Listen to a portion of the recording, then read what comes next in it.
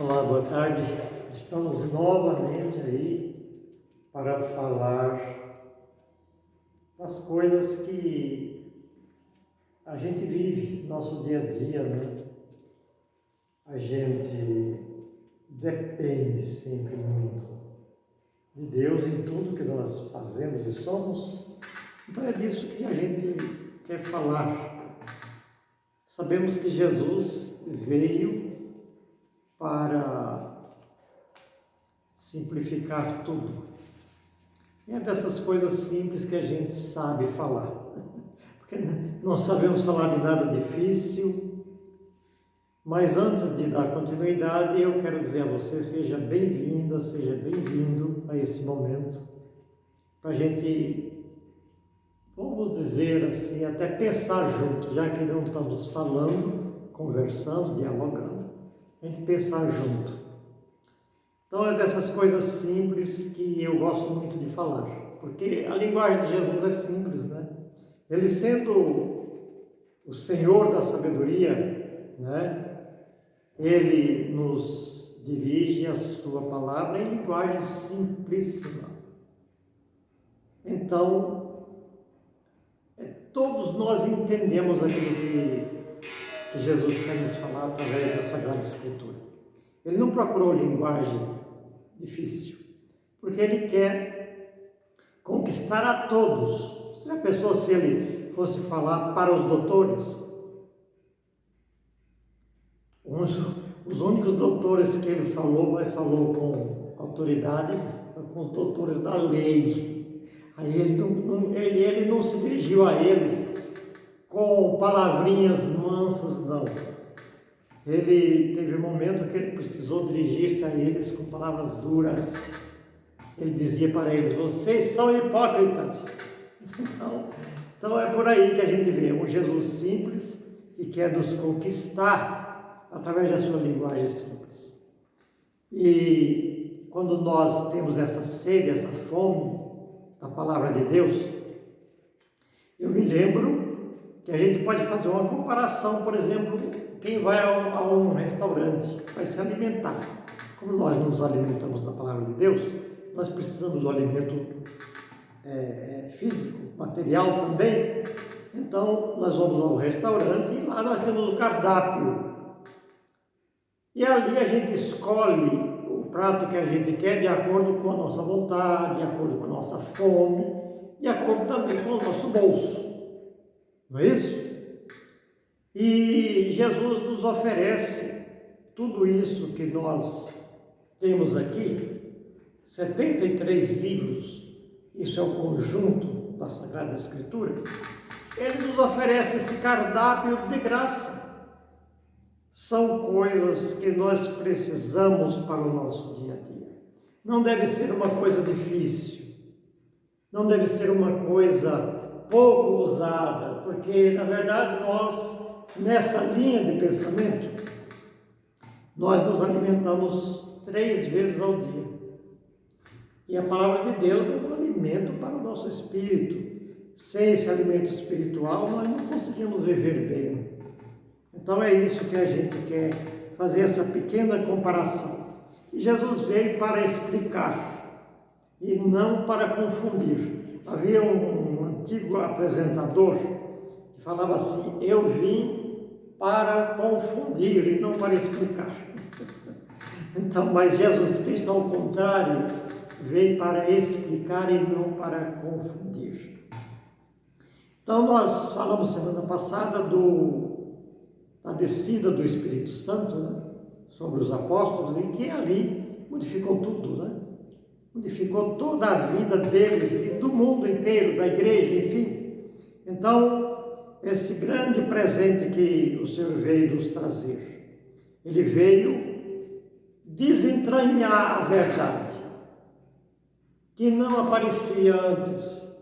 Era de acordo com o que era cômodo, que era bom, o que convinha a alguns grupos, né? E Jesus veio trazer essa verdade à tona, né? Então nós sabemos que quando o Espírito Santo desceu, ele veio sobre os apóstolos com poder, e como isso modificou toda a igreja. Nós sabemos que Jesus Cristo era seguido de um grupo de 12 discípulos e depois apóstolos, e que o acompanhavam na sua missão. Por último, só 11, né? Porque um já não estava mais com ele. Mas mesmo assim, daqueles 11, na hora mais difícil da vida de Jesus, estavam ali com ele um dos 11 e a mãe de Jesus, que nunca o abandonou em nenhuma hora. Durante toda a sua vida, ela esteve presente. Esteve presente lá no pé da cruz também. Então, nós sabemos que, mas ele tinha prometido, ali havia prometido o Espírito Santo, e ele, mesmo sabendo que aqueles apóstolos, eles foram infiéis, abandonaram, uns fugiram, outros foram covardes, outros negaram.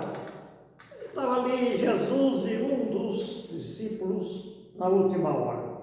Veja bem, a essa altura, Jesus podia ter dito: sabe de uma coisa, eu não vou mais mandar o Espírito Santo sobre esses homens, porque não tem jeito. Para Jesus, nós temos jeito. Todos nós temos jeito. E ele envia o Espírito Santo, transforma a vida daqueles apóstolos. E havia uma figura que nós achávamos, e que a história nos conta, que era uma figura de destaque, né? Em tudo ele estava presente, em tudo ele tomava frente, em tudo ele falava, tomava uma decisão, e falava coisas que devia, às vezes que não devia. Era o Pedro, né? O Pedro que negou Jesus na hora difícil, quando perguntaram: você também fazia parte do grupo desse homem? Ele falou: eu nem o conheço, sequer não conheço. Então é esse Pedro que foi transformado. Junto com os outros, é lógico, mas como eu vou falar um pouquinho da pessoa de Pedro nesse dia, então esse Pedro que era covarde, porque não quis assumir, foi infiel, negou, fugiu. É o fujão, né? Na verdade, é o fujão, né? E eu quero falar o que aconteceu com esse Pedro hoje. Nós temos a palavra de Deus, que ela é muito clara para nós. Ela não fala em linguagem complicada.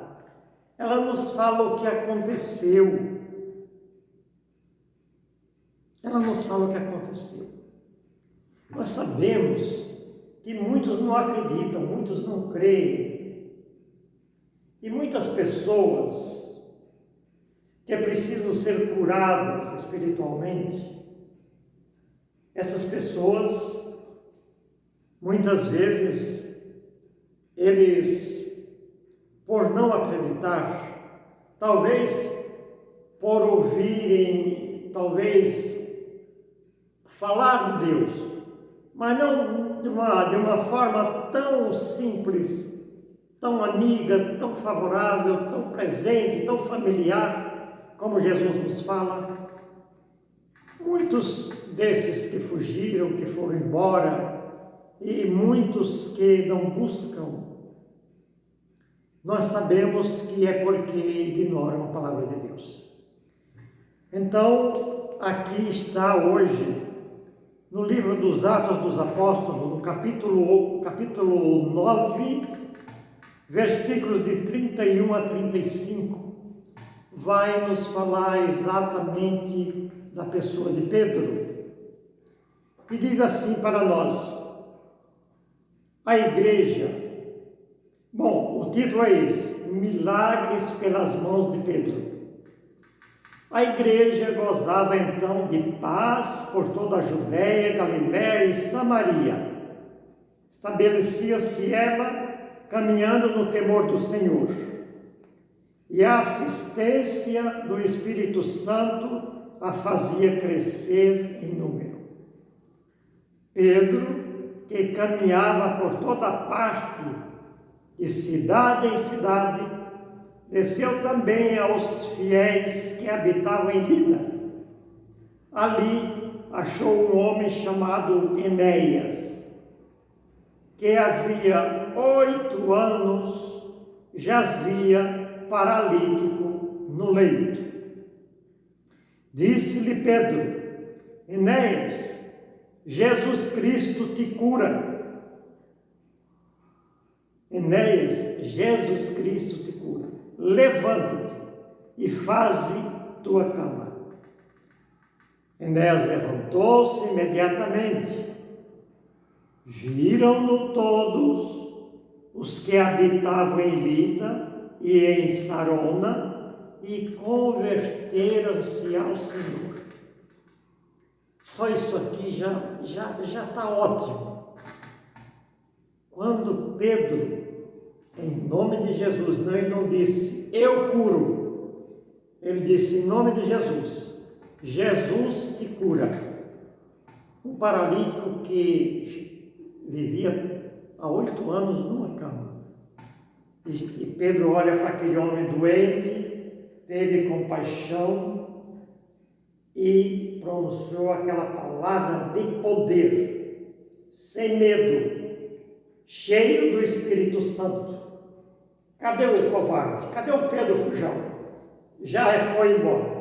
Jesus acreditou na conversão de Pedro. Às vezes a gente diz, pronto, aquele lá não tem mais jeito. E de momento aquele tem jeito sim. Então, esse Pedro que era covarde aqui está hoje em nome de Jesus, agindo, curando, libertando. E sabe qual é o resultado destas coisas? Aqueles que viram, aqueles incrédulos que viram acontecer isso, converteram-se ao Senhor. Quando eu falo muitas vezes para você, partilho com você, isso que nós devemos fazer é que muitos só acreditam quando veem. Quando eles viram Pedro, em nome de Jesus, dizer, Enéas, levanta-te, o Senhor te cura, Jesus Cristo te cura. Porque Jesus veio para isso mesmo. Não deve ser uma linguagem estranha, desconhecida, esquisita, omitida por muitos, mas deve ser uma palavra do nosso dia a dia. Essa é a nossa igreja que cura, esse Jesus que tem poder, ele veio para nos curar. E aquela multidão se converteu ao Senhor porque viu o milagre acontecer ali, naquele homem doente. Então é por isso que a gente bate nessa tecla. É preciso que a gente fale claro destas coisas. Não tenhamos meias palavras quando falamos do poder de Jesus, da verdadeira caridade que Ele opera quando tira alguém do leito, quando Ele cura alguém que está paralisado. Porque nós sabemos que de vez em quando aparecem alguns paralíticos e Ele curava. Mas Ele não curou aqui só os paralíticos fisicamente, Ele curou aqueles paralisados pela incredulidade, pelo vício, que às vezes vão buscar suas curas em outros lugares. E eles não buscam em Jesus Cristo porque não sabem que Ele tem esse poder. Então nós precisamos, eu e você que fala da palavra de Deus, precisamos despertar os corações para dizer assim, ó, esse Jesus a quem você adora e exalta e louva, esse Jesus é aquele que cura, que liberta, que tem o poder de nos libertar de todo o mal. Males físicos, espirituais e até mentais. até mentais, porque Ele faz a cura completa. Jesus Cristo não faz as coisas pela metade. E quando nós nos dirigimos a Jesus, é pedindo, é para pedir. Pedir o quê? Aquilo que nós não podemos, e Ele que tudo pode, Ele vai realizar em nós, de acordo com a nossa fé. Então, meu amigo, minha amiga, meus caros que nos seguem, nós cremos, por isso falamos. Então, eu desejo que você, na leitura desse texto, que é Atos dos Apóstolos 9, de 31 a 35, possa aproveitar muito, porque é isso que Deus nos oferece, e oferece de graça, não precisa pagar nada. Ele oferece de graça essas libertações para nós através da sua palavra. Que o Senhor te abençoe, em nome do Pai, do Filho e do Espírito Santo.